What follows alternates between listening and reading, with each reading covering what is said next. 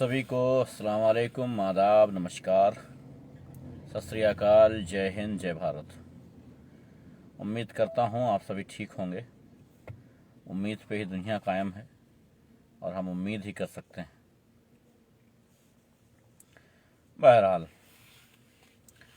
आज का वीडियो काफ़ी दिनों बाद है और बहुत ही ज़रूरी वीडियो है। लोगों तक पहुंचेगा तो अच्छी बात है। नेक्स्ट टाइम और वीडियो अपलोड करता रहूँगा। छोड़ देता हूँ ये सोच करके कि शायद भारत में रहने वाले लोगों को किसी तरीके के कोई साथ नहीं चाहिए, क्योंकि पप्पू यादव का हाल देख करके मेरे समझ में आया कि जो हाल पप्पू यादव का हुआ है और किसी ने सहयोग नहीं किया है, तो इस देश में सहयोग किसी से प्राप्त नहीं हो सकता है किसी भी हाल में। आपके लिए लड़कर कोई मर जाए, लेकिन जब वो मरने लगेगा तो उसके एक बूंद पानी अगर उसकी हलक में डालने की बात कही जाएगी तो आप सब उससे दूर भाग जाएंगे, उससे हट जाएंगे, लेकिन उसको एक बूंद पानी नहीं पिलाएंगे। ये भारत का पुराना इतिहास रहा है, भारत की आवाम का। लोग गालियां दें या कुछ करें, लेकिन मैं अपना काम करके चला जाऊंगा।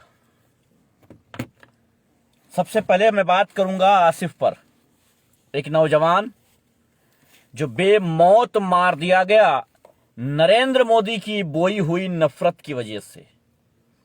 देखिए, डर नाम की चीज मेरे पास है नहीं, इसलिए मैं खुल के ही बात करूंगा। नरेंद्र मोदी नामक एक व्यक्ति जो गुजरात मॉडल लाना चाहता था, वो गुजरात मॉडल लाया और पूरे भारत में उसने हिंदू मुसलमान का एक जो नफरत का बीज बोया था, वो अब पेड़ बन गया है, वो अब शजर बन गया है और अब उसके फल निकलने लगे हैं। आसिफ की मौत ने हमें बिल्कुल डराया नहीं है, आसिफ की मौत ने हमें बिल्कुल धमकाया नहीं है, आसिफ की मौत ने मुझे बिल्कुल किसी भी तरीके का शौक नहीं दिया है। वालेकुम अस्सलाम भाई। मालूम है कि लगातार ये मौतें होती रहेंगी। मुसलमान ऑक्सीजन जिहाद करता रहेगा।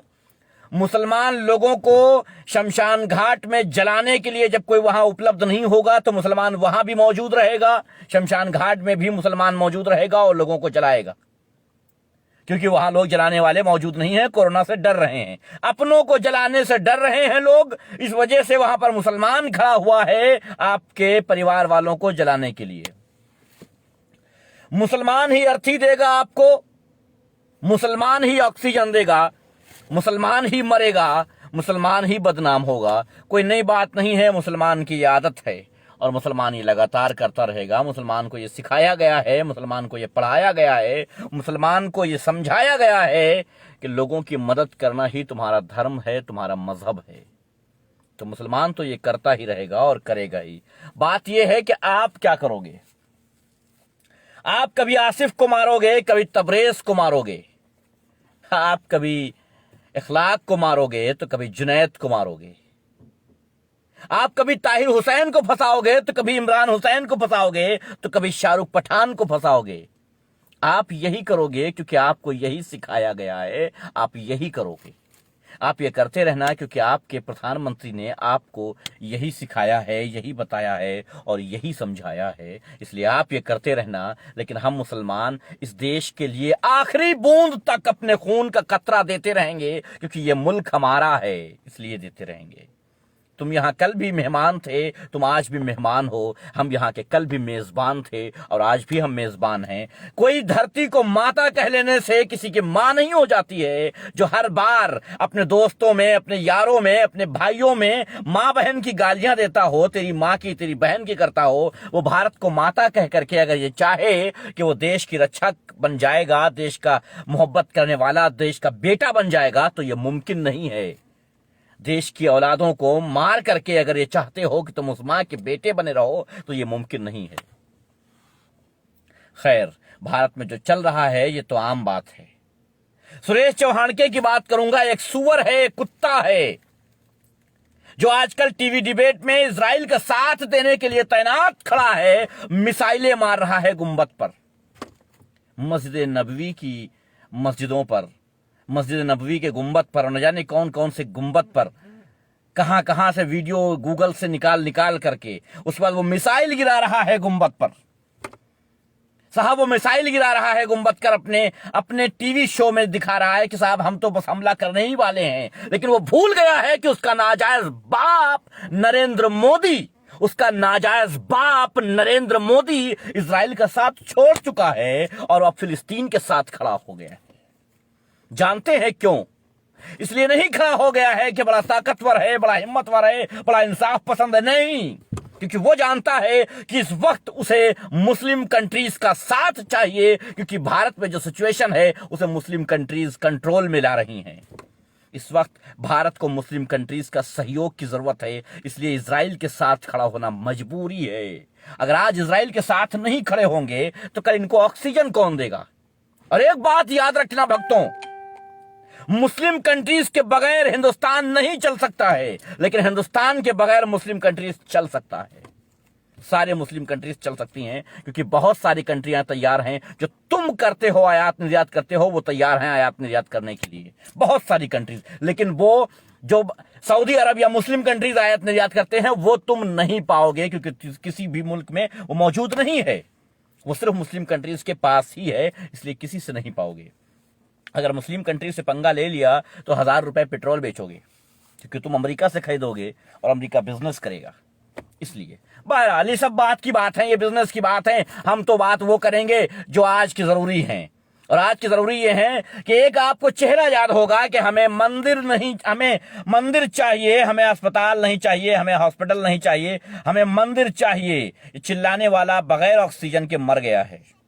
जी हाँ, बगैर ऑक्सीजन के वो आदमी मर चुका है।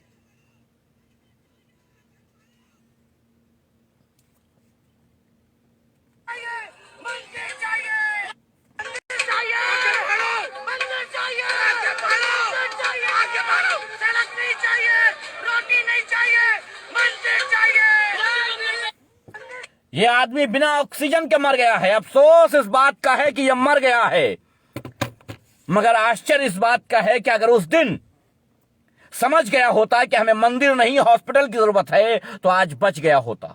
बचा इसलिए नहीं क्योंकि इसे मंदिर चाहिए था। अब नरक में या स्वर्ग में जहां भी गया होगा वहां मंदिर बनाएगा और राम मंदिर का वहां जाकर के पूजा करेगा।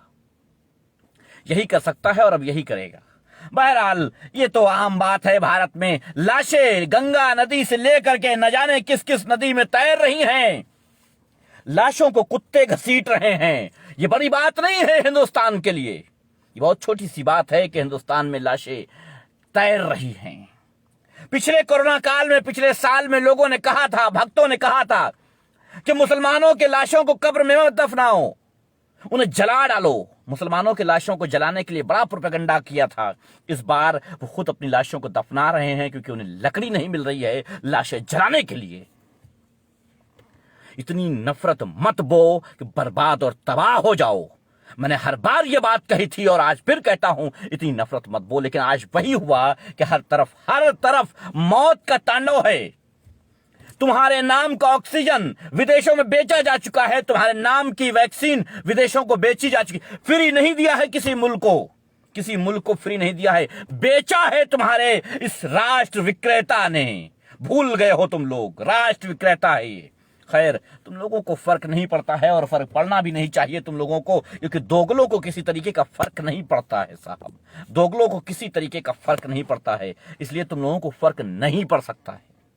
मैं बताए दे रहा हूं, मैं सरकार को आगाह कर देता हूं अपनी वीडियो के माध्यम से। मैं बता देना चाहता हूं कि सुरेश चौहान के को जल्दी से जल्दी गिरफ्तार कर ले, वरना अगर पब्लिक ने गिरफ्तार किया तो फिर मत बोलना कि पब्लिक आई और ये कर दिया और वो कर दिया। इसलिए याद रखना, सुरेश चौहान के जैसे लोग इस समाज में जहर घोलने का काम कर रहे हैं। इनकी मौत जरूरी इसलिए हो गई है, कि हमारे समाज में हिंदू और मुसलमान को बचाया जा सके। इसलिए इनकी मौत जरूरी हो चुकी है, इसलिए इन्हें फांसी की सजा होनी चाहिए। ऐसे आतंकियों को फांसी की सजा अगर भारत में नहीं हुई तो आने वाले 5 साल के बाद गलियों में गले काटते फिरेंगे ये लोग, अगर इनको फांसी नहीं देती है सरकार। अदालत अगर खामोशी अख्तियार कर लेती है, सही तो आने वाले 5 साल में ये और इनकी टीम खुले हथियार लेकर के जैसे अभी घूम रहे हैं, वैसे 5 साल के बाद खुले हथियार लेकर के मुसलमानों को ढूंढ कर फायर करते चलेंगे, मारते चलेंगे। सरकार से विनती है, सरकार को आगाह करता हूं कि ऐसे लोगों को फांसी की सजा सुना दो अगर अपने मुल्क को बचाना चाहते हो। लेकिन सॉरी, मैं तो भूल ही गया था कि मुल्क को बचाने की पड़ी किसको है। मुल्क को बचाने की किसी को नहीं पड़ी है। मुल्क को बचाएं क्यों? मुल्क को तो बेचना है, उसे बचाने की क्या मकसद है? आवाम को तो खत्म करना है। हां, याद रखना मेरे दोस्तों, एक बात बहुत अच्छे से याद रखना, यह मुल्क इंसानों से बनता है, जानवरों से नहीं। जानवरों से सिर्फ जंगल बसते हैं। और याद रहना, जहां पर ये खूंखार जंगल में, ये खूंखार आतंकी, ये खूंखार जानवर जिस जंगल में होते हैं, उस जंगल में इंसान कभी कदम नहीं रखता है। आज बहुत सारे मुल्कों ने कह दिया है कि हिंदुस्तान जाने की जरूरत नहीं है। तमाम हिंदुस्तानी जो दूसरे मुल्कों में हैं, वो हिंदुस्तान जाने से मना कर रहे हैं। शर्म की बात है।